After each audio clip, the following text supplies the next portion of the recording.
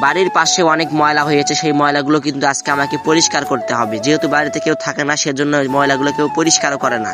তো সে কারণে কিন্তু পাতাগুলো ভালো করে ঝেড়ে নিচ্ছি। অনেকগুলো কিন্তু পাতা পড়েছে, যেহেতু আমাদের ঘরটা কিন্তু একটা বাঁশের ঝোপের ভেতরে, তো সে কারণে কিন্তু অনেক পাতা পড়ে। এই পাতা পড়ার কারণে কিন্তু এখান থেকে আবার পানি পড়ে আবার মশা জন্ম নেয়, সে কারণে কিন্তু অনেক মশা আমাদেরকে কামড়ায়। তো সে কারণে কিন্তু ভালো করে পরিষ্কার করে নিব। যেহেতু এগুলো নিজের কাজ, সেই কাজগুলো আমি নিজেই করে নিচ্ছি।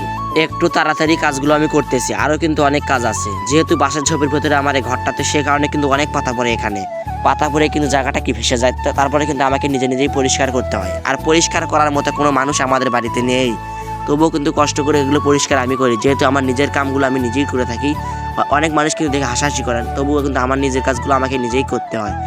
তারপরে কিন্তু পাতাগুলো আমি পরিষ্কার করলাম, করার পরে কিন্তু এই সাইডে কিন্তু টিনের উপরে একটা পাতা ছিল, এই পাতাগুলো কিন্তু একটা ঝাঁটার মাধ্যমে ভালো করে পরিষ্কার করে দিলাম, যাতে আবার এখানে মশাই এবং পোকামাকড় না থাকে।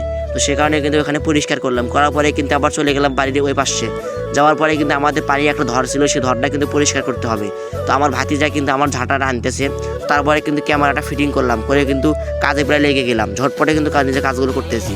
আমাদের বাড়ির পাশ দিয়ে আছে পানি যাওয়ার রাস্তা, তো সে কারণে কিন্তু এখানে অল টাইম পানি থাকার কারণে এখান থেকে কিন্তু আবার মশা জন্ম নেয়।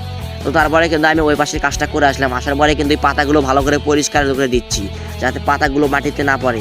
এই ফুলে থাকলে কিন্তু অনেক খারাপ দেখা যায়। তো আপনি আমার ভিডিওটা কোথা থেকে দেখতেছেন অবশ্যই একটা কমেন্ট করে যাবেন। আর দীর্ঘদিনের ব্লগ ভিডিও বানাচ্ছি, আমার কয়েকটা ভিডিওতে ভিউ আসতেছে না, অনেক কিন্তু মন খারাপ হচ্ছে। তবুও কিন্তু কষ্ট করে ভিডিওগুলো তৈরি করি আপনাদের উদ্দেশ্যে একটু সাপোর্ট পাওয়ার জন্য। তো অনেক কষ্ট করার পরে কিন্তু আমার কাজ প্রায় শেষ, এখন কিন্তু আমি ঘরের ভেতরে গোসল করব। তো আজকের এই ভিডিওটা এই পর্যন্ত, সবাই ভালো থাকবেন, অবশ্যই পেজটাকে ফলো করে রাখবেন। ধন্যবাদ।